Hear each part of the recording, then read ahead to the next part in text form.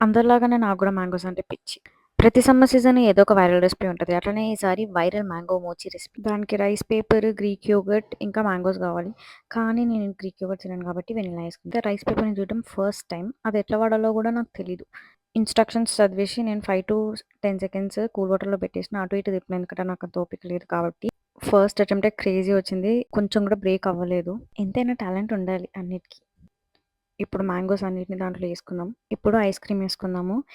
ఎన్ని mango pieces ఏసినా మనకు సరిపోవు కాబట్టి ఇంకా కొన్ని మ్యాంగోస్ ఏసుకుందాం. ఇప్పుడు దాన్ని నీట్‌గా ఫోల్డ్ చేసుకోవాలి. నేనైతే అసలు ఎక్స్‌పెక్ట్ చేయలేదు. అది అంత నీట్‌గా ఫోల్డ్ చేసి ఇట్లా తీసిన వెంటనే వచ్చేసింది. నేనైతే కింద అతుక్కుంటదేమో అనుకున్నా. బట్ అట్లా అస్సలు కాలేదు.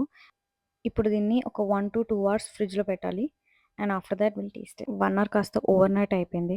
నేను బయటికెళ్ళా. సో, మర్చిపోయాను దాని గురించి. అందుకే తర్వాత తీసి ఇప్పుడు తీసేస్తున్నా. నాకేమంత సూపర్ వావ్ అని అయితే ఏమనిపించలేదు. అది గ్రీక్ యోగర్ట్ ఏస్తేనే బావుంటదా? నేను వెనిల్లా ఐస్ క్రీమ్ ఏసుకున్నందుకు నాకు అంతేం అనిపించలేదా? నాకు అర్థం కాలేదు. ఇన్‌కేస్ మీరు ట్రై చేస్తే maybe try with Greek yoghurt instead of vanilla ice cream. Vanilla ice cream మీద మ్యాంగో చంక్స్ ఏసుకున్నట్టుంది.